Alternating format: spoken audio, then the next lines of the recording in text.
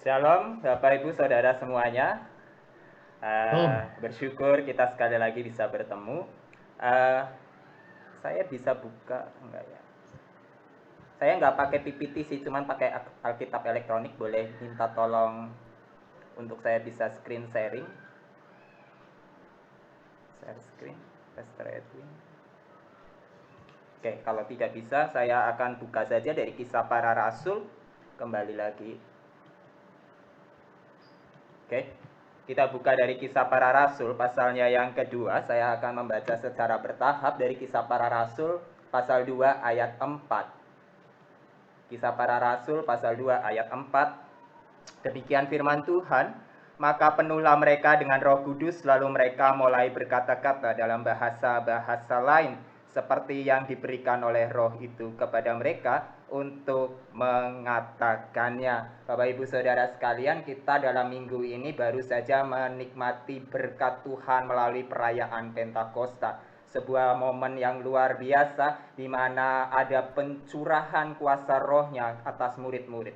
Murid-murid baru saja mengalami begitu banyak peristiwa sebelumnya ketika Tuhan Yesus sudah disalibkan, murid-murid dalam kegalauan. Mungkin kegalauan yang sama kita alami sekarang juga. Kegalauan yang hampir mirip, yang hampir sama, yang mungkin hampir juga tidak bisa dibedakan antara kita saat ini dan antara kita pada masa itu. Ya, di mana kita sekarang diperhadapkan dengan sebuah pandemi, di mana kita diperhadapkan dengan sebuah, bukan masalah pandeminya sebenarnya, tapi masalahnya adalah kita jadi punya ketakutan-ketakutan akan masa depan. Kita menjadi punya ketakutan-ketakutan akan hari esok. Kita menjadi punya ketakutan-ketakutan akan besok Indonesia mau dibawa kemana. Besok anak-anak kita mau dibawa kemana. Besok, terima kasih Pastor Edwin. Saya cuma akan menampilkan ayat Alkitab saja sebenarnya. Ya, jadi tadi saya bacakan dari Kisah Para Rasul pasal 2 ayat yang keempat, di mana firman Tuhan mengatakan, maka penuhlah mereka dengan Roh Kudus. Murid-murid di dalam ketakutan, tetapi Tuhan justru lepaskan itu. Tuhan menyatakan itu dengan apa? Murid-murid bisa berbahasa-bahasa yang berbeda-beda. Ayat ini mungkin menjadi kontroversial di beberapa gereja tertentu. Saya tidak mau membahas kesananya, tapi yang saya mau bahas, apa sih sebetulnya momen luar biasa yang terjadi pada murid-murid. Di mana murid-murid yang tadinya orang biasa, sekarang dipakai menjadi luar biasa. Momen di mana mereka itu sebenarnya orang-orang yang sedang dalam ketakutan. Selama ini mungkin mereka bersembunyi, setelah Tuhan Yesus disalibkan mereka putus harapan, karena sebenarnya Tuhan Yesus yang kita percaya ini benar-benar Tuhan Sang Mesias itu atau bukan. Tapi ternyata Tuhan buktikan, Tuhan nyatakan janjinya bahwa kuasa Rohnya tercurah, dan sekarang murid-murid diberi keberanian luar biasa menyatakan akan kebenarannya. Hal yang sama mungkin juga menjadi janji untuk kita. Kita bisa pegang janji ini. Peristiwa Pentakosta menjadi peristiwa kesekian kalinya yang akan memberikan makna yang begitu dalam kepada umat Tuhan. Bahwa sekarang kita diperhadapkan dengan ketakutan, entah ketakutan ekonomi, entah ketakutan akan kesehatan, entah itu ketakutan akan masa depan, khususnya untuk anak-anak kita, entah itu ketakutan banyak hal. Tapi kita percaya ada Roh Tuhan Yesus, ada kuasa Rohnya yang selalu menyertai dan memberikan kekuatan dan menopang. Sekalipun engkau terjatuh, engkau tidak akan sampai terantuk. Itu janji Tuhan. Sekalipun kita boleh dalam keadaan lemah, baik lemah tubuh karena sakit, baik mungkin lemah karena ekonomi, baik lemah mungkin karena kita seolah-olah kehilangan harapan, tapi kita percaya dan yakin kita masih diberikan dari mulut hati pikiran kita ungkapan syukur dan melihat akan makna semua ini. Kemarin saya sangat senang sekali, atau saya suka sekali pernyataan Pastor Yusak bicara bahwa mungkin pandemi ini menjadi cara Tuhan untuk bicara. Kita sudah terlalu egois, kita sudah terlalu banyak mementingkan diri sendiri, kita sudah lupa Tuhan. Hari Selasa yang lalu kita sudah banyak menjauhkan diri dengan kesibukan-kesibukan yang seolah-olah terlalu hedonis. Alam dirusak, orang bahkan dirusak, keluarga sendiri saja mungkin dirusak. Kita sudah tinggalkan ke nilai-nilai kebersamaan itu. Tapi justru disinilah saatnya kita bertekuk lutut di hadapan Tuhan, minta kuasa Rohnya memenuhi kita, dan minta tolong Tuhan untuk terus memberikan kita harapan yang sejati. Bapak Ibu, yang selanjutnya saya akan melompat ke ayat 16 dan ayat 17. Dikatakan demikian firman Tuhan. Tetapi itulah yang difirmankan Allah dengan perantaraan Nabi Yoel. Akan terjadi pada hari-hari terakhir, demikianlah firman Allah, bahwa aku akan mencurahkan rohku ke atas semua manusia. Maka anak-anakmu laki-laki dan perempuan akan bernubuat, dan teruna-terunamu akan mendapat penglihatan-penglihatan, dan orang-orangmu yang tua akan mendapat mimpi.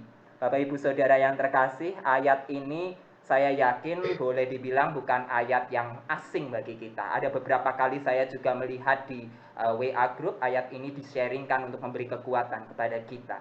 Bapak Ibu sekalian, ayat ini membuktikan kata hari-hari terakhir mungkin sering menjadi pembicaraan. Hari terakhir itu apa sih? Terakhir maksudnya sebentar lagi kiamat kah? Terakhir dalam arti apa? Ya, bahkan sampai akhirnya gara-gara kata terakhir, dari dulu juga orang Paulus bicara terakhir orang sampai nggak percaya, nggak ada itu namanya hari terakhir, nggak ada itu hari kiamat. Tapi terakhir bukan diartikan seperti sekedar kiamat sebenarnya. Itu terlalu sederhana. Terakhir adalah di mana hari-hari terakhir ini menjadi hari-hari di mana dari sejak era per era, zaman ke zaman, kita punya selalu ada zaman-zaman di dalam setiap kehidupan kita. Bagaimana kita membesarkan setiap generasi. Bapak Ibu sekalian, hari-hari terakhir yang dimaksudkan di ayat 16 dan 17 ini bisa juga menjadi penanda bahwa disitulah penyataan Tuhan betul-betul dinyatakan. Saya yakin dan percaya melalui peristiwa pandemi ini seluruh dunia disadarkan. Seluruh dunia diberikan, diperlihatkan bahwa dengan segala macam kemampuan otak kita, dengan segala kemampuan tubuh kita, dengan segala kemampuan apapun yang kita punya, ternyata tidak berdaya dengan kuasa Allah. Kita memang terlalu sombong mungkin selalu ini. Bukan hanya saya, kita semua manusia. Hampir mungkin kita sudah terlena dengan segala rutinitas dan kesibukan yang kita anggap bahwa oh ini kekuatan saya. Saya kerja, saya bisnis, saya apa, oh ini kan hasil saya. Sampai kita lupa memberikan persembahan bagi Tuhan. Sampai kita lupa mengucap syukur untuk Tuhan. Bahkan untuk hal yang paling sederhana bahwa Tuhan masih memberikan napas. Tuhan masih memberikan matahari. Matahari masih bersinar dari arah timur menuju ke barat. Masih diberikan sinar bulan bintang di malam hari. Tapi kita sudah anggap itu sesuatu yang biasa dan aku harus terima. Kita selalu bilang untuk aku. Tapi justru dengan peristiwa saat ini kita disadarkan bahwa ternyata di keluar biasanya kita bukan siapa-siapa. Tapi karena kuasa rohnya kita dibuat luar biasa. Kita memang orang biasa. Kita memang orang berdosa. Kita bukan siapa-siapa, tapi karena Kristus kita menjadi luar biasa, dipakai oleh Tuhan di dalam setiap aktivitas kita. Saya tadi barusan sebelum acara ini, sebelum persekutuan ini, saya barusan meeting dengan pimpinan saya dan kita sharing beberapa hal. Salah satunya adalah tentang sharing pekerjaan. Banyak orang lupa kita hanya bekerja hanya untuk memenuhi kebutuhan hidup sehari-hari. Itu tidak salah. Saya yakin hampir semua orang, saya pribadi pun bekerja untuk mendapatkan income, kemudian income itu dipakai untuk kebutuhan sehari-hari saya. Tetapi ada yang lebih mulia daripada itu. Bahwa di dalam pekerjaan saya, di situ Allah harus dipermuliakan.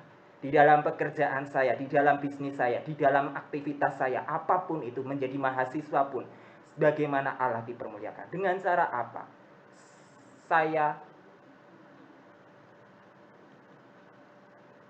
Apakah suara saya masuk?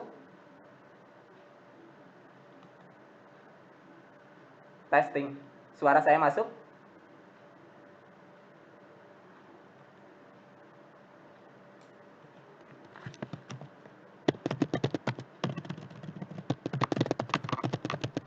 Sinyal jelek itu, bro. Saya tidak masuk? Ya, oke. Masuk? Oke, baik. Yep, lanjut. Bisa lanjut? Ya.